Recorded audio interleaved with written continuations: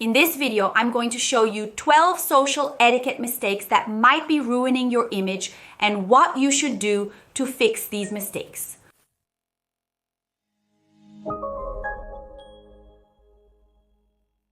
Hi, how are you? I'm Juliana Santiago, co-founder of the Institute of Etiquette and Protocol, Institute of Etiquette and Protocol Consultant and Etiquette Specialist. And here on the Etiquette and Protocol channel, we talk a little more about etiquette, behavior, good manners, and what you might be doing that could actually be harming your image. And today I'm going to show you 12 social etiquette mistakes. Mistakes that we make at parties, at events, in our daily lives that can really harm your personal relationships. If you want to have a better image projection in the environment you live in, sometimes you have a good image projection in a professional setting, but in social situations you notice that you often slip up, make some mistakes, can't improve your relationships, can't meet new people, whether it's making new friends, getting along better with the group, or meeting new people at events. So if you're in this situation, stay here with me in this video because it's going to help you a lot. The first mistake is not greeting people properly. Of course, not greeting people is already a huge mistake, but I'm going to assume that you already have the habit of greeting others. However, many people make mistakes when it comes to greeting protocols. At social events, the most popular greeting, especially here in Brazil, is the cheek kiss, right? Sometimes we give 2, sometimes we give 1. It depends on the city where you're watching this video. By the way, I'm going to take this opportunity to do a poll here on the channel.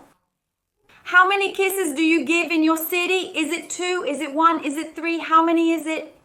Comment here so we can see what's most popular in our country among people who speak Portuguese, right? Sometimes you might be watching from another country too. Anyway, leave a comment here. How many kisses? Still talking about protocols, it's important for us to pay attention to 2 fundamental aspects. First is the smile, because a smile shows presence, it shows interest, it shows engagement and happiness when seeing someone. So you can't greet someone with a serious face. It's essential that you have a good smile, a smile that's real and genuine.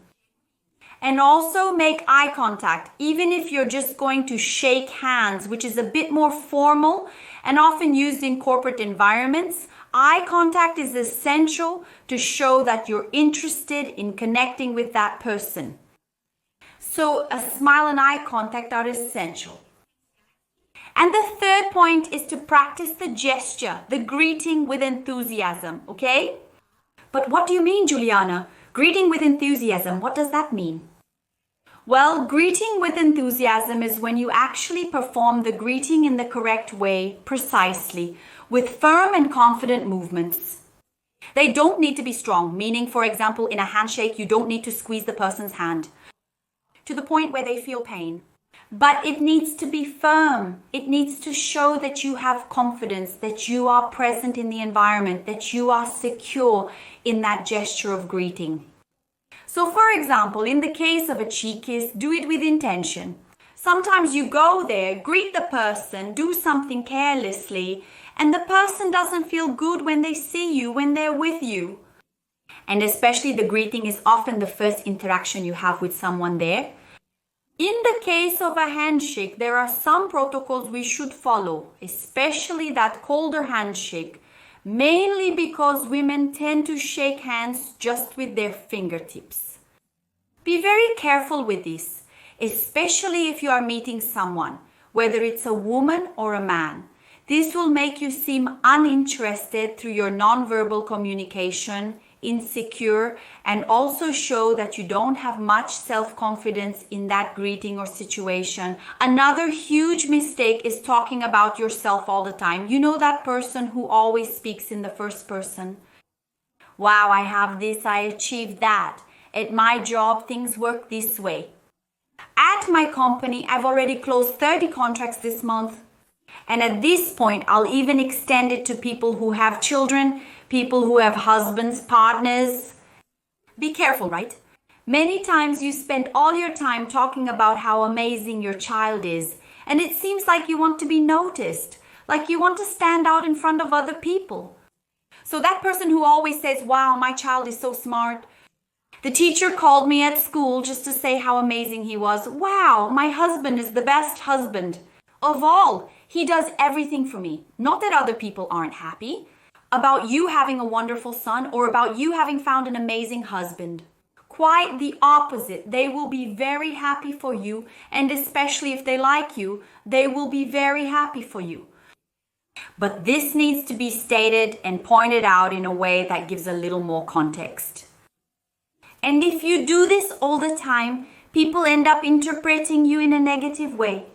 So, something that's supposed to be nice, that's supposed to be positive, whether you're talking about yourself, your child, your husband, your achievements, ends up making you seem extremely arrogant, like someone who only wants to talk about themselves, who only knows how to speak in the first person.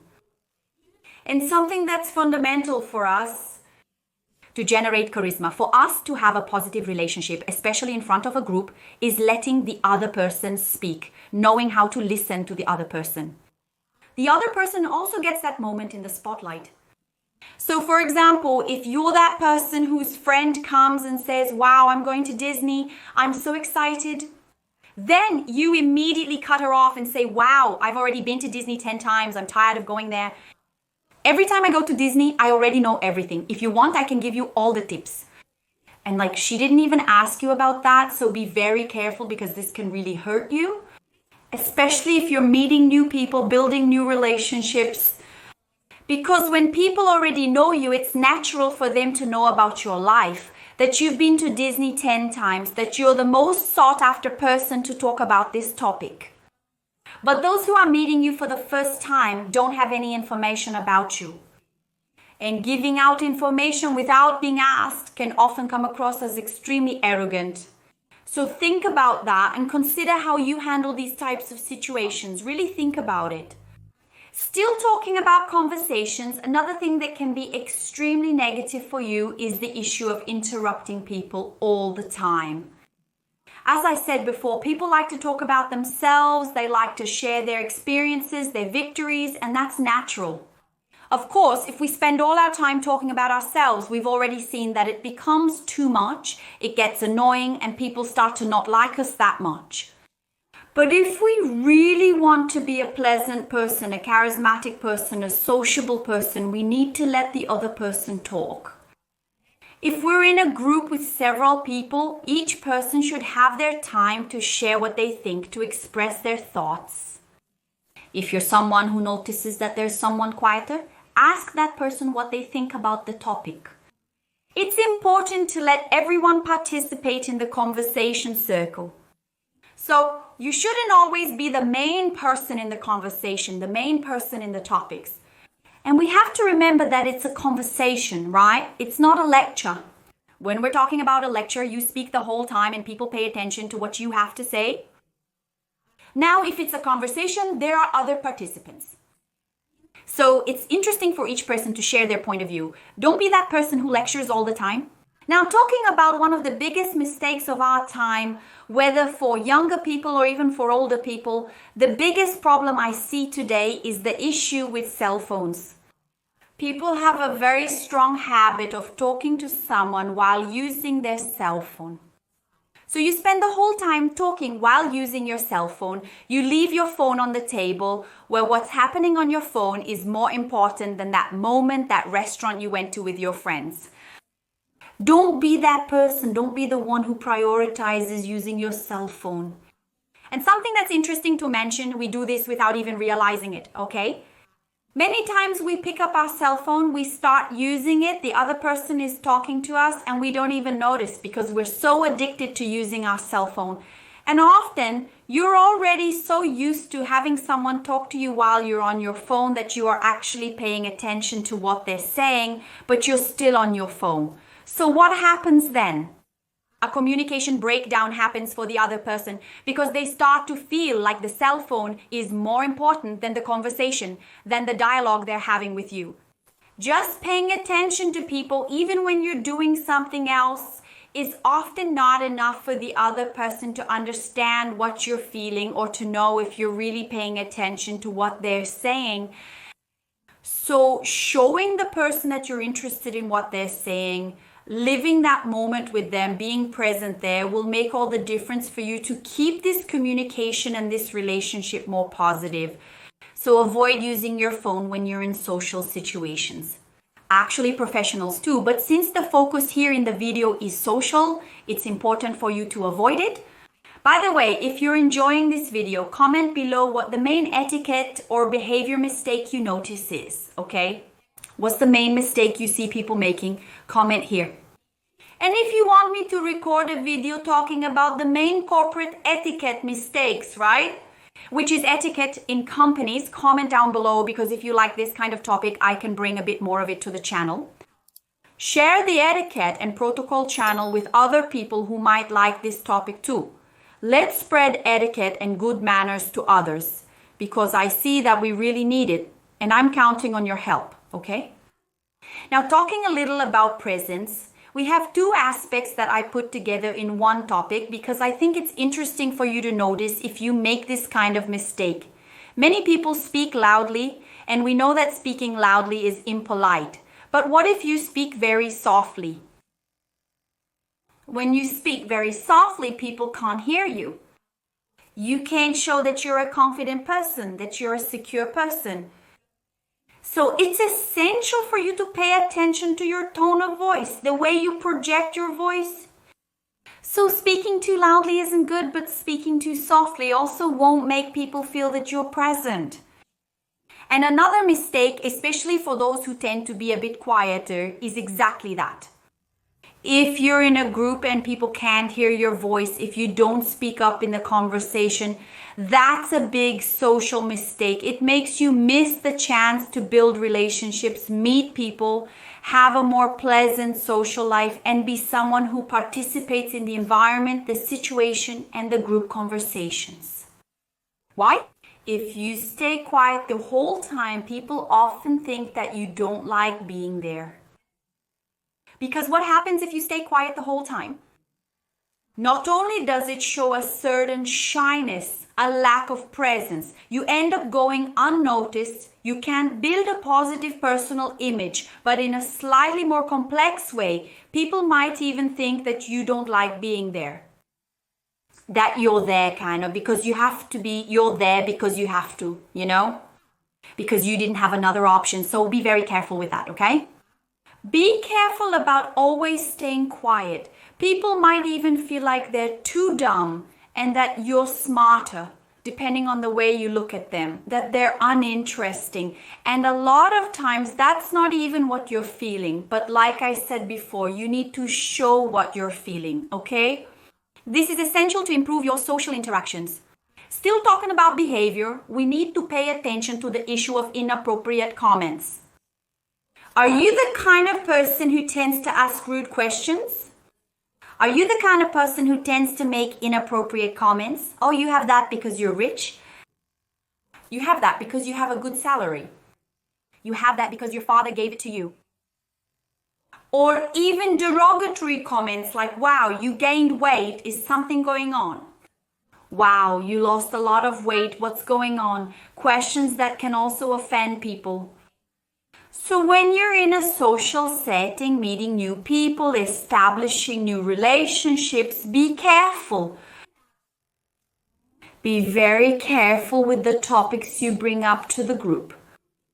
Avoid controversial topics, for example, as I mentioned, related to money, getting too personal, asking if someone wants to have more children, if they're going to get married, or sometimes, for example, if someone has lost a loved one, their partner, or even gone through a separation, and then you ask, have you thought about finding someone else? Be careful, okay? If the person brings up the topic, that's fine, but asking too many personal questions or questions related to religion or anything that could cause political division in the group, you know, and we know that people often have very strong opinions. For example, we know that we have very strong opinions. So be careful when introducing this kind of topic because it can really harm the way you build your image.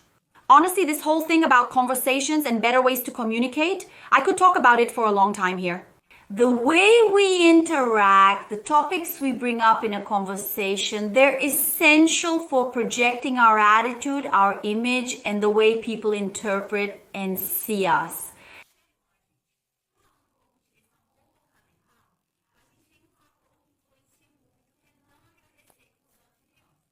So many times you're invited to a party or an event, you go to that event, take part in that moment, and forget to say thank you. And this thank you can be given over the phone, but it can even be a message on WhatsApp. And it's also worth emphasizing, if you have children and you accompany your child to social events, children's parties that you go to with them, remember to say thank you, right? Many times the child is not old enough to do this yet, but the parents are. So always remember to say thank you. And still talking a little about parties and thank yous, another very common mistake is that people forget to thank for the invitations they receive. So nowadays, everything is very virtual. And because everything is too virtual, it ends up being a bit more informal.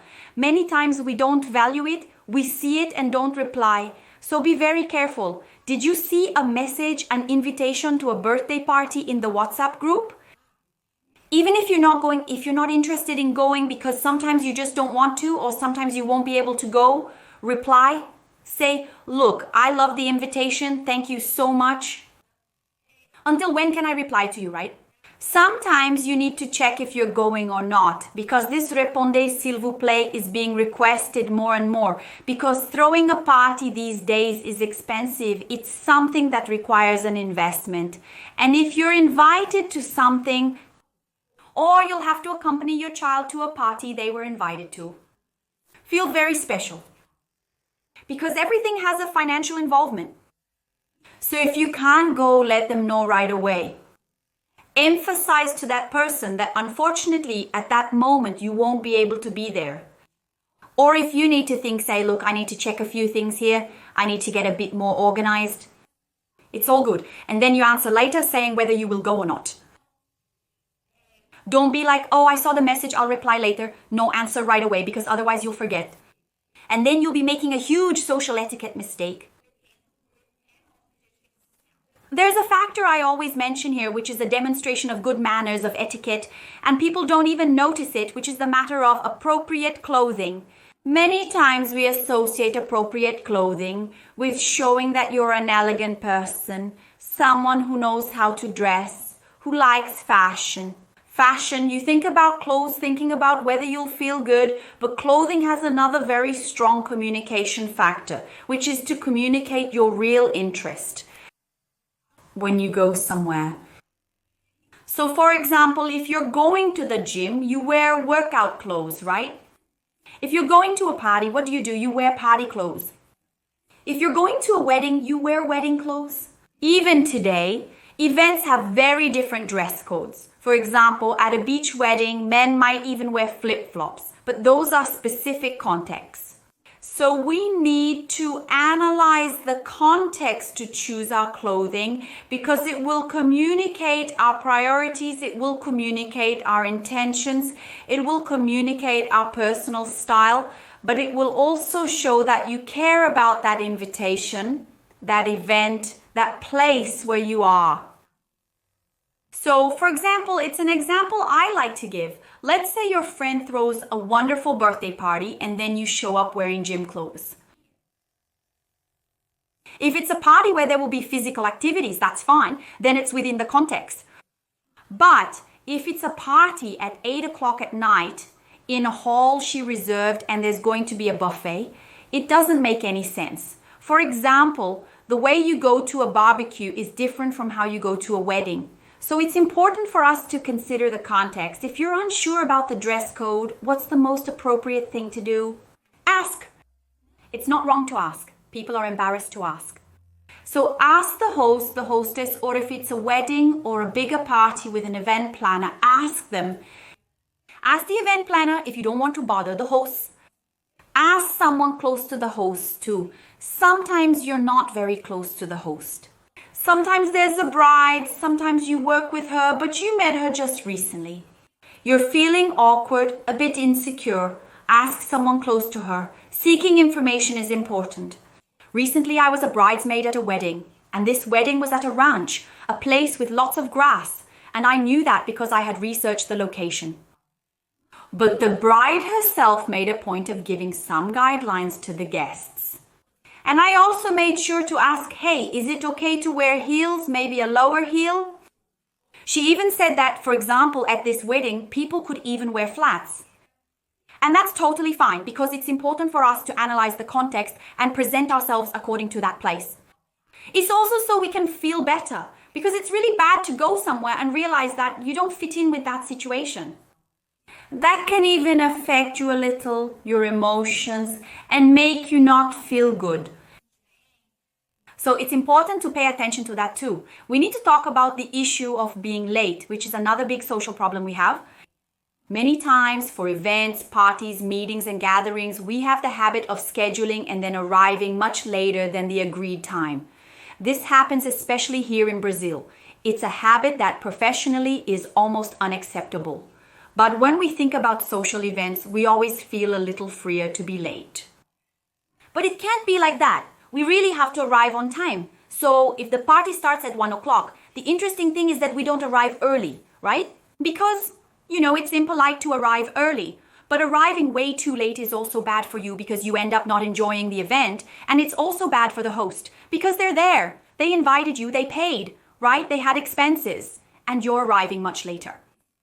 So the event was planned to happen during those 4 or 5 hours. So remember to arrive at the scheduled time. And if you're going to be late, especially for small events and receptions, remember to let them know about any possible delays. So then when you let them know, people won't wait for you as much. And then you feel more comfortable arriving late and people also don't wait for you to start the event.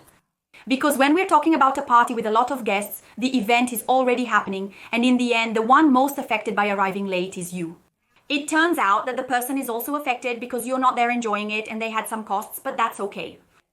But in a very small event, if you arrive late, for example, to a dinner with friends, you really disrupt the flow of that event. Because people are always waiting for you, so if you're going to be late, it's important that you make it clear you'll be late. And another social etiquette mistake that we can't forget to mention, especially for those who are more outgoing, is the issue of jokes. A lot of people accept these jokes, but we have to pay attention to the tone of these jokes. If they're being made with people who are enjoying it and are participating in that moment, then be very careful in situations where you're meeting people. Avoid making too many jokes. Avoid it. Making comments and little jokes that can become the topic of conversation, and then everyone ends up laughing about something that concerns someone else. So be very careful with that.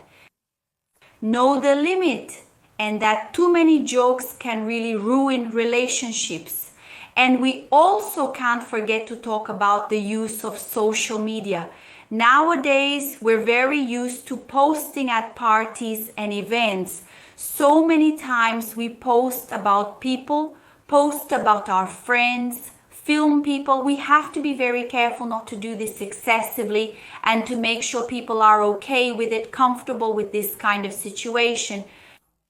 So be very careful when filming people, especially in more delicate situations where they might have had too much to drink or are feeling very relaxed, because often people let themselves enjoy the moment and you're there filming and posting on your social media in a way that can expose someone to a situation they're not interested in. So be very careful with photos as well. All of this and the way we use our social media today has become a very big social problem. Because today we don't just have in-person interactions. We've seen, especially after the last few years and recent events, that online presence and relationships have become very strong. So we need to pay attention to how we use social media, how we expose the people who are close to us on our social networks, and whether this can actually harm them in any way. And social media really is a topic I could talk about for a long time. That's why I've already left a video here on the side ready for you to watch, which I've already posted here on the channel.